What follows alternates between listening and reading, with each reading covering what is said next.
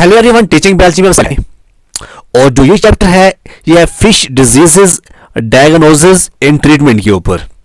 तो इसमें जो क्वेश्चन में हम डिस्कस करेंगे वो हम डायग्नोसिस, डिजीजेस और ट्रीटमेंट के बेस्ड के ऊपर हम क्वेश्चन डिस्कस करेंगे। ओके, सबसे पहले हमें यहाँ पे क्या बताया गया है कि आपको बताना है, इंट्रोडक्शन दिखाना है फिश डिजीज की कैसी होती है, कॉमन डिजीज कौन कौन सी है कोल्ड वाटर फिश के स्पीशीज के अंदर।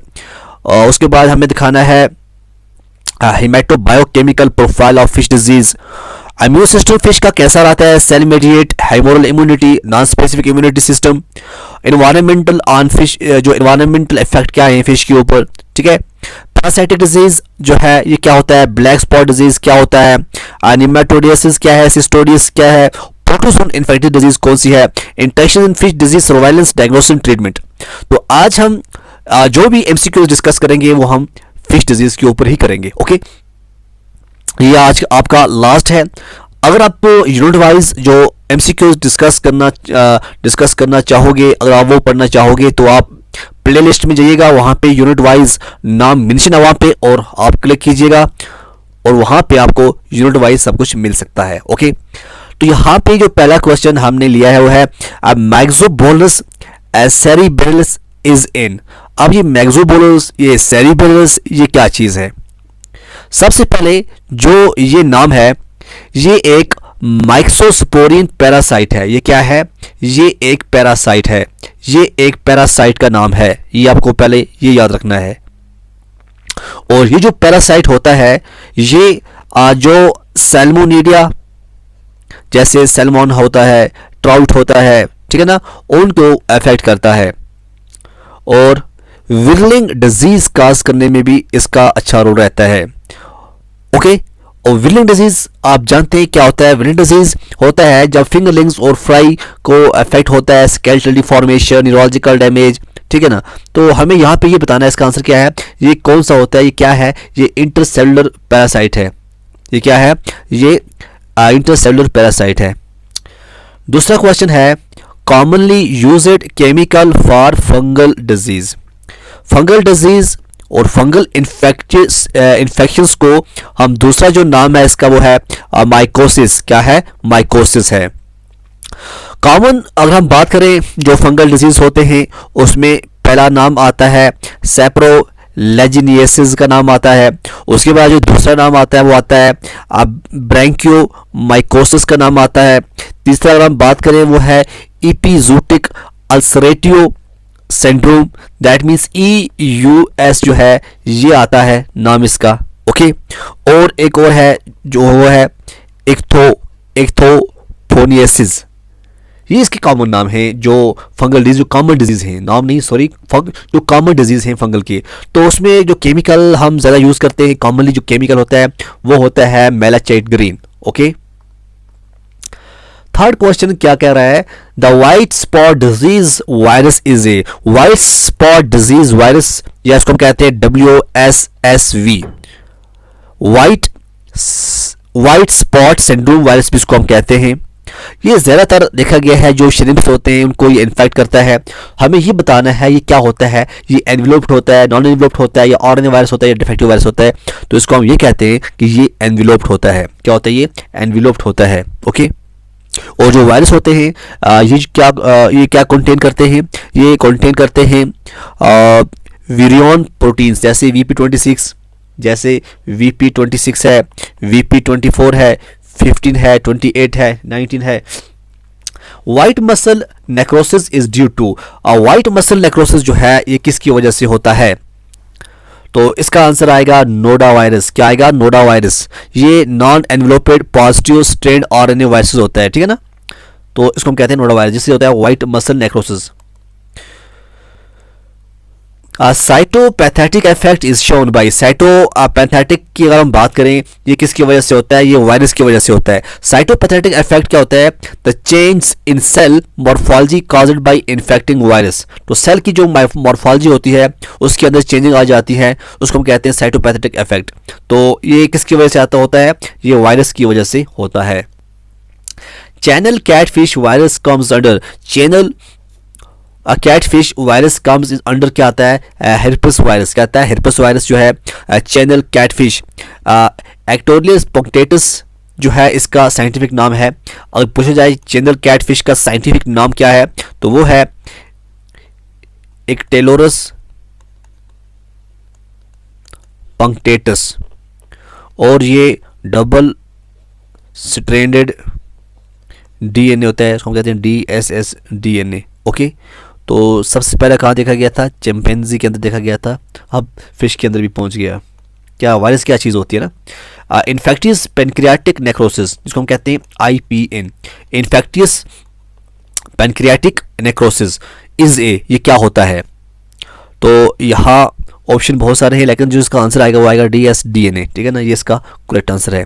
डबल स्ट्रैंडेड DNA होता है ये, polyphyletic group of virus that have double stranded. Channel catfish virus comes under, ये आपको बता दिया, ये हेरपस आता है। देखिए उसके बाद क्या है? Spring viraemia of carp is caused by, spring viraemia, ठीक है, ये किस से होता है? यहाँ ऑप्शन है एल यूरोपीय वायरस, रैब्डो वायरस, कार्पियो, तो इसका आंसर ये आएगा रैब्डो कार्पियो वायरस, इसका जो है आंसर आएगा। ये जो होते हैं सिंपल वायरस होते हैं, encoding only 5 proteins and appearing absolute shepherd enveloped vision with a diameter. Okay, Turkey egg hemorrhage of swim bladders of carp is due to तुर्की एग हेमोरेज, ये भी नाम रहता है बहुत सारे आर्टिकल्स के अंदर, ठीक है, क्योंकि ये भी कॉमन होती है। तो इसका जो आंसर आएगा वो आएगा SVC डिजीज सिंड्रोम, ठीक है, superior vena cava, complete obstruction of blood flow through the SVC। Most common fatal viral disease of shrimp in India, तो ये है WSSV, white spot syndrome. Okay, ये है most common fatal viral disease होता है ये। Yellow head disease is yellow head disease क्या है? ये वायरल होता है। क्या होता है? ये वायरल होता है।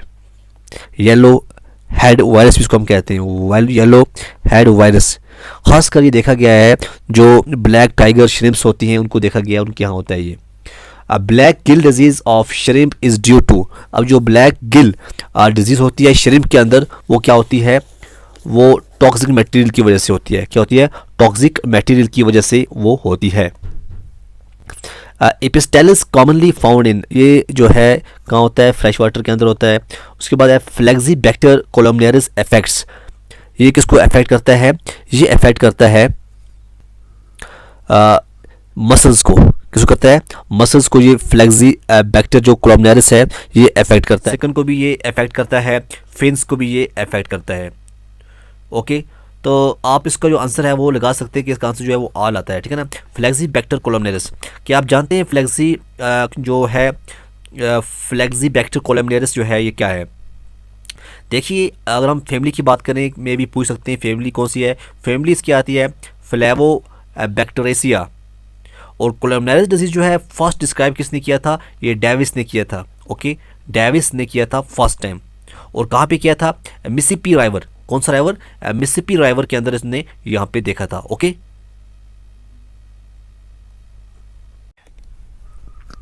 गिल डिजीज या हम कहते हैं gill hyperplasia is caused by, तो इसका जो आंसर आएगा वो आएगा माइकोबैक्टीरियम, ठीक है। और जो माइकोबैक्टीरियम है ये जीनस जो है ये आता है एक्टिनोमाइसीटोटा, ठीक है। उसके बाद नेक्स्ट क्वेश्चन क्या है? Composition of Bouin's fluid. Bouin's fluid क्या होता है? देखो, जब हम लिम्फ नोड्स को या प्रोस्टेट को फिक्स करते हैं तो fixation of lymph nodes and prostate उसको हम कहते हैं बोमेंस जो होता है फ्लूइड जो है इस्तेमाल करते हैं, बोमेंस इफेक्ट होता है, ठीक है ना। इसमें जो है picric acid plus formalin plus glacial acetic acid, ठीक है। तो ये इसका आंसर आएगा, पिक्रिक एसिड, फॉर्मेलिन और ग्लेशियलिक एसिड जो है एसिटिक एसिड, ये इसका करेक्ट आंसर है। नेक्स्ट क्वेश्चन क्या है? Haemorrhagic septicaemia is caused by. Haemorrhagic septicaemia is caused by, तो इसका आंसर आएगा एरोमिनास हाइड्रोफिला। क्या आएगा? Aeromonas hydrophila. देखो, हेमोरेजिक सेप्टी जो है इसको हम वायरल हेमोरेजिक सेप्टी सेप्टिसिमा भी कहते हैं, ठीक है। तो जो कौन काज करता है, एरिमोनास हाइड्रोफीलिया। फिन रॉट या टेल, या हम कहते हैं टेल रॉट, फिन रॉट हो, टेल रॉट हो, इसको कौन काज करता है? ये क्वेश्चन तो बहुत बार एग्जाम के अंदर पूछा गया है। तो इसका जो करेक्ट आंसर आएगा फिन रॉट का, ठीक है, ये क्या है, इसका जो आंसर है वो क्या है, सीडोमिनास। क्या है? सीडोमिनास। ये एक बैक्टीरियल इन्फेक्शन है। कोई पूछ सकता, ऐसा भी आ सकता है कि जो फिन रॉट टेल रॉट है ये कौन सा, इसको कौन काज करता है? ये बैक्टीरियल इन्फेक्शन होता है। ओके, ये आपको याद रखना है। उसके बाद red spot disease of Japanese eel is due to, तो इसका आंसर आएगा पी एंगुला सेप्टिका। पी एंगुला सेप्टिका इसका करेक्ट आंसर आएगा। फिर है फर्नकुलोसिस इज कॉज्ड बाय, ये क्वेश्चन जो है कई बार देखा गया है, ये एग्जाम के अंदर पूछा गया है, ठीक है। फर्नकुलोसिस जो है इसका आंसर आएगा ए सैल्मोनेसिडिया, ठीक है। खासकर ट्राउट्स की बात करें या फिर हम सैल्मोन की बात करें, ये wild disease of wild and cultured. Okay, तो ये ए सैल्मोनेसिडिया जो है इसका करेक्ट आंसर है, ये काज करता है furunculosis. Okay, Zenker's necrosis mainly affects which part of the body? Zenker ये ज़्यादातर अटैक करता है मसल्स के ऊपर, अटैक ऑन स्केलेटल मसल, ठीक है, अटैक्स ऑन स्केलेटल मसल।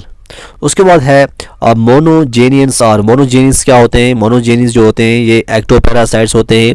अगर मोनोजेनियंस की हम बात करें, ये प्लैटीहेलमिन्थस की फाइलम के अंदर आते हैं। इनको हम कह सकते हैं ये फ्लैटवर्म्स या फिर हम फ्लैटवर्म्स ये होते हैं। कहाँ पे होते हैं? ये आप देखोगे ऑन सिकन या गिल्स या फिन्स के ऊपर, ठीक है। उसके बाद है गायरोडक्टाइलस इफेक्ट। क्या होता है गायरोडक्टाइलस इफेक्ट? गिल्स को भी अटैक करता है, सिकन के ऊपर अटैक करता है, फिन के ऊपर अटैक करता है। तो इसका आंसर आएगा ऑल ऑफ द इबो। Blue slime disease is caused bye, blue slime को आपने कई बार देखा होगा पेपर्स के अंदर। ब्लू स्लाइम डिजीज जो है इसका जो करेक्ट आंसर है वो क्या आएगा? देखिए, ब्लू स्लाइम डिजीज या ऑप्शन जो है क्रेप्टोबिया, ट्राइकोडीना, एक्थोबोडोनेक्टर और क्या है, इच। तो यहाँ इसका आंसर आएगा एक्थोबोडोनेक्टर जो है इसका करेक्ट आंसर है। और ब्लू स्लाइम की अगर हम बात करें, इसको हम एक और भी कहते हैं नाम कॉस्टोसिस, क्या बोलते हैं? कॉस्टोसिस भी कहते हैं। और पूछ सकते हैं कौन सा ये डिजीज़ है? ये प्रोटोजोल डिजीज़ है, फिश के अंदर होता है और ये कॉज्ड बाय सिकन फ्लैजिलेट्स, एक तो बेडोडाक्टर। तो खासकर जो ज़रा अफेक्टेड देखा गया है ट्राउट के अंदर, इसका बहुत ज़्यादा देखा गया है। और ट्राउट कल्चर भी बहुत ज़्यादा होती है, ट्राउट फिश भी अच्छी होती है खाने में, ठीक है। तो इसलिए एक ब्लू स्लाइम के ऊपर क्वेश्चन आ सकता है। और whirling disease is caused by, whirling disease, ठीक है। देखो विरलिंग डिजीज जो होता है यहाँ पे ऑप्शन है हेंगुआक्सिलस माइक्रोबोलस और क्या लिखा है हेंजुआ एटलोरिया माइक्रोबोलस सेरिब्रलस, ठीक है। यहाँ बहुत सारे ऑप्शन हैं। तो यहाँ जो आंसर आएगा वो आएगा माइक्रोबोलस, इसका करेक्ट आंसर आएगा, ठीक है, माइक्रोबोलस सेरिब्रलस। ओके, ये ऐसी कंडीशन होती है जब ट्राउट हो या सैल्मन हो, उसको कोई पैरासाइट जो काज करता है उसको हम विलिंग डिजीज कहते हैं, ठीक है। अब कौन काज करता है? माइक्रोबोलस सेरिब्रलस जो है इसका करेक्ट आंसर है। कई बार क्वेश्चन पूछा गया ये भी। कॉटन वूल डिजीज, ये आपके सिलेबस के अंदर भी है और हालांकि जो हम पढ़ रहे हैं सब आपके सिलेबस के अंदर है। कॉटन वूल डिजीज की अगर हम बात करें, कॉटन वूल डिजीज जो होता है वो क्या होता है? कॉटन वूल डिजीज जो होता है वो क्या होता है? वो यहाँ ऑप्शन है एक्टोफोनस शोफोरिया है, दूसरा है फ्लेवोबैक्टीरियम कोलोनिस है, ये सेप्रोलेजनी जो है, सेप्रोलेजनी इसको हम कहते हैं cotton wool disease. General terms जो है apply to the most common fungal infection that infect chicken fishes. तो इसके बहुत सारे और नाम भी है। और हम बात करें इसका जो दूसरा नाम जो है वो है कॉलमनेरस। क्या है? कॉलमनेरस। कॉलमनेरस इसका एक नाम है। दूसरा अगर हम बात करें उसका नाम है सैडल बैक। क्या है? Saddle back disease. तीसरा अगर बात करें वो है black patch necrosis. Black patch necrosis जो है इसको हम कहते हैं। ओके, उसके बाद नेक्स्ट क्या है? नेक्स्ट अगर हम बात करें वो है लाइसिन डिफिशिएंसी। तो आप सभी को पता है कि जो लाइसिन है क्या, ठीक है। लाइसिन एक अमाइनो एसिड है, एसेंशियल अमाइनो एसिड है। अब क्या होता है, जो लाइसिन की जब डेफिशिएंसी जो किसी में हो जाती है तो उसकी जो सिम्टम्स हैं वो क्या कैसे होते हैं। सबसे पहले देखा जाता है कि जो ग्रोथ होती है वो पोर होती है, पोर ग्रोथ होती है। दूसरी चीज़ क्या होता है, जो फीड एफिशिएंसी होती है, ठीक है ना, फीड की जो एफिशिएंसी होती है वो डिक्रीज हो जाती है। तो इसका जो करेक्ट आंसर आएगा डोर्सल फिन एरोजन, ठीक है ना। डोर्सल फिन एरोजन जो है ये इसका करेक्ट आंसर है। ओके, उसके बाद क्या है,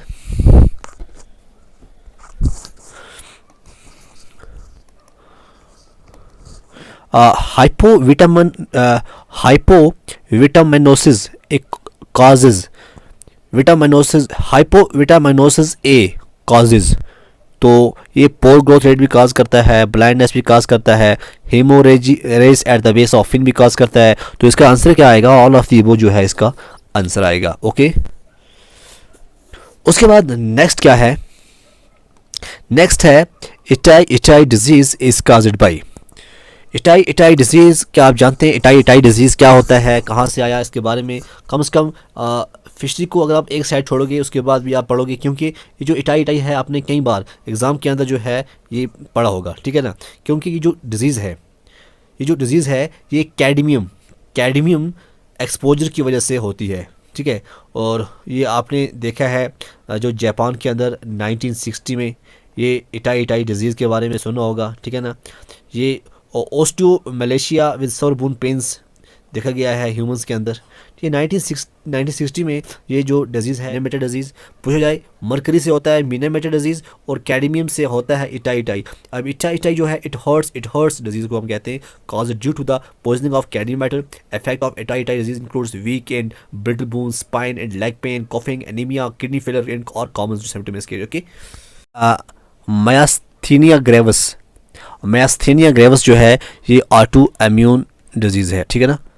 मायस्थेनिया ग्रेविस ये क्या है, ऑटो इम्यून डिजीज़ है। उसके बाद है इन्फेक्टिव स्टेज ऑफ माइलोडिनियम। ये क्या है, ये जो होता है infective stage of amyloodinium. Vitamin जो है vitamin produced by gut bacteria. तो कौन सा विटामिन होता है, इसको हम कहते हैं vitamin B7। Vitamin produced by gut bacteria कौन सा विटामिन प्रोड्यूस करता है, तो इसका आंसर आएगा विटामिन B7। विटामिन B7 जो है इसका करेक्ट आंसर है। फिर जी न्यूप्लेशिया ऑफ कार्टिलेज रेफर्स टू।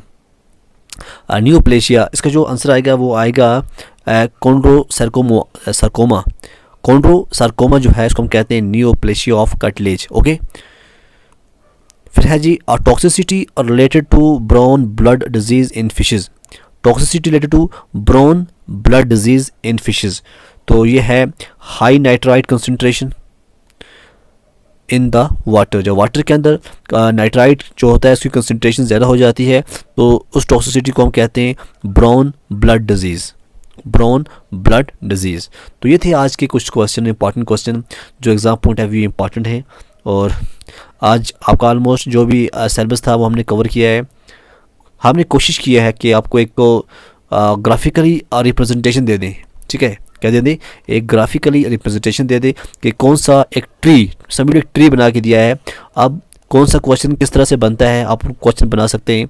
अगर एक क्वेश्चन उसके रिलेटेड मैंने बनाया है तो आप उस एक क्वेश्चन को जब आप गूगल करोगे या आप किसी जगह भी आप पढ़ोगे तो उसके रिलेटेड आपको 10 क्वेश्चन मिलेंगे, तो वो 10 भी आप पढ़िएगा ताकि आपका जो जिस एग्ज़ाम की भी आप प्रिपरेशन कर रहे हो वो आपके लिए अच्छा हो। और जो भी इंपॉर्टेंट जो डिजीज़ हैं, इंपॉर्टेंट जो भी प्रॉब्लम्स हैं फिशेज़ के अंदर, वो मैं अलग से लाता रहूँगा आपके लिए वीडियोज़, ठीक है ना।